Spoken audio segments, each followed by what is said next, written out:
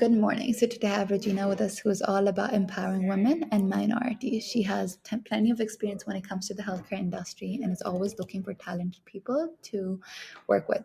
Let's welcome Regina on 10 Minutes of Hiring Wisdom, where she will tell us about what it's like working in the healthcare industry, what she's learned along the way, and if she has any tips for women out there, what would it be? Hi, Regina. How are you doing? Good. I'm doing great today. Thank you so much. And Manal, thank you so much for having me on today. Of course, Regina. So let's get into it. You have a diverse range of roles in the healthcare administration. Could you share a particularly specific challenge that you're facing? Because I know a lot of healthcare industries are finding it hard to attract and retain talent. So, based on your experiences, can you elaborate a little more on that? One of the biggest challenges that we face in healthcare today is really the shortage of registered nurses, not just in America, but really globally. And today in healthcare, it really comes back to how do you create an environment that attracts top talent? And so we work on that every day to make sure that we have really highly skilled staff that are passionate about what they do. And it's really important that as we're hiring folks, that we're bringing on like-minded people, not just from a work ethic perspective, but also folks who really espouse or will espouse our mission, vision, and values within any organization. Okay.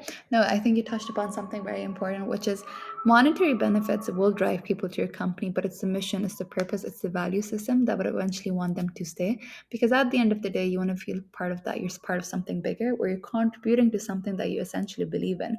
So thank you so much for sharing that, Regina.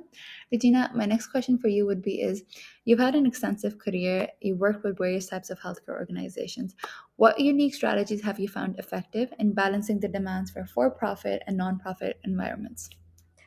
I would say probably the biggest lesson to learn was whenever I was working in the role of a chief nurse officer in Auburn, California.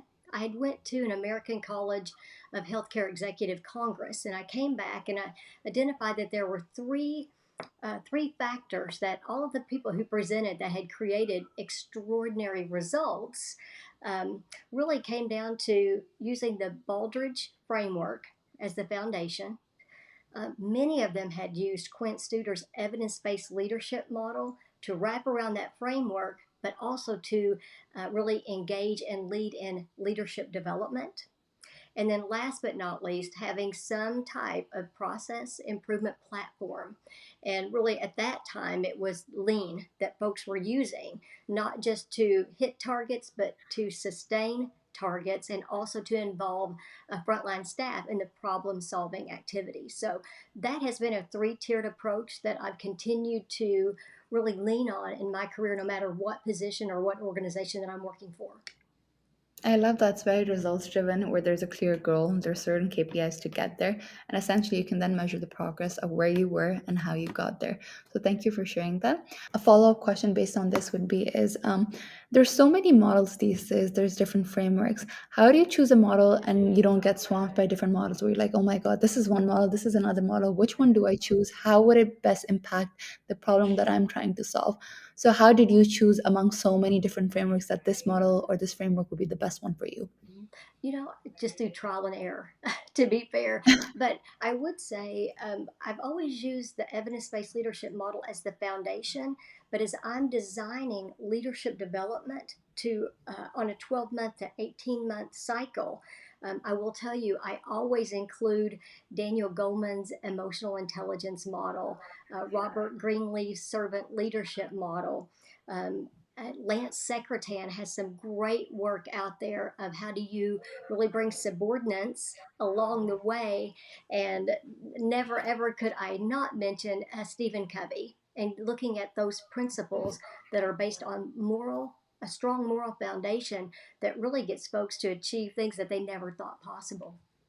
No, I think having that foundational model and then building upon it using other models is something that would help in creating a standard, which is very useful and very productive at the end of the day. So, thank you so much. Regina, last question for you. You've been a woman leader for so long, you've paved your way up and you made it to the C-level suite, which is a lot of dreams for a lot of women. What is some piece of advice you might have for women who want to go up to that level? What were some of the challenges that you might have faced? What were some of the drawbacks? Can you share a little more on that?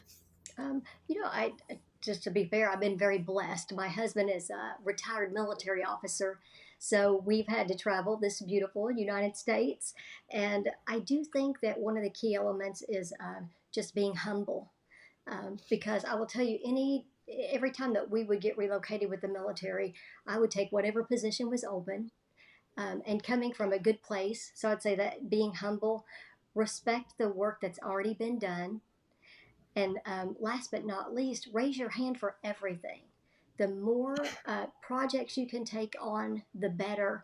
And I think those are the three key elements. And I've had women ask me before, it's like, they said, how did you know you were ready for that next big position? And I tell women all the time, you're never going to feel ready. So to me, it's, invest in yourself, keep yourself well read, um, be inclusive, and again, you'll grow into that next position, but you've got to give yourself grace to challenge yourself to take on that next big role. Be humble and ask for help, and you'll go far. Oh wow. No, I think raising your hand for everything, because at the end of the day, it's the chances that we don't take that we regret. Because I mean, you'll make mistakes in your new role for sure, but you grow, you learn so much. So thank you so much for sharing that, Gina. So Regina, our time is up. Thank you so much for coming on this show, for sharing your humbling experience, your heart for helping others, but most importantly, for always being up to new things and just making sure that you're making an impact and a difference. Thank you so much. Thank you, Manal.